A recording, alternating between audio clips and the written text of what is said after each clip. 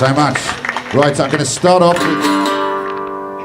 with a song in tribute to the guy who really, more than any other, inspired me to do what I'm doing now as Attila The Stockbroker, Joe Strummer. I wrote this very soon after Joe Strummer's death, and it's a tribute from all of us who was inspired, because I say, I mean, I always was writing poems and songs, and when I saw The Clash, I knew exactly that's what I want to do. And when I saw John Cooper Clarke and Patrick Fitzgerald, I knew how I wanted to do it. So this is for Patrick as well. It's called Comandante Joe.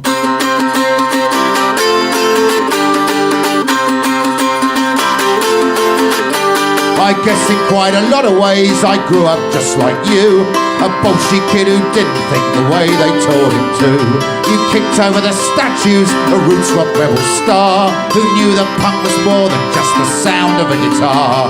And I'll always remember that night at the Rainbow when you wrote a soundtrack for my life, Comandante Joe.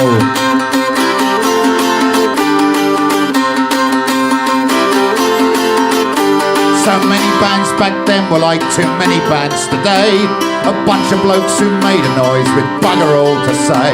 The Clash were always out in front, you put the rest to shame. Your words were calls to action, your music was a flame. You were our Comandante and you raised an inferno, and you wrote a soundtrack for my life, Comandante Joe.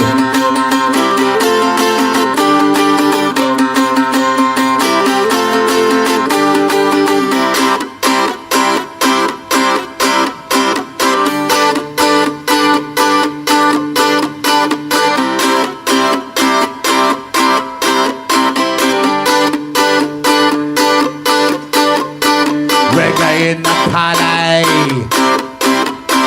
midnight till 6. Rockin' Reds in Brockwell Park, Sten Guns in Knightsbridge, up and down the West Way, in and out the lights, Clash City Rockers, know you're right.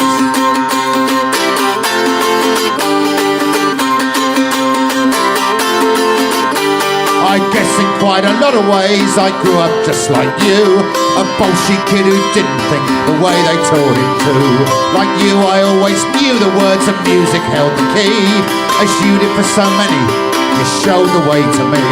Although I never met you, I'm so sad to see you go, cause you wrote a soundtrack for my life, Comandante Joe.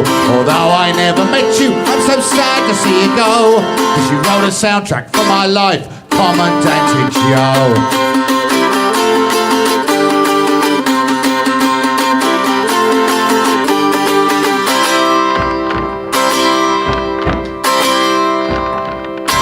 Cheers.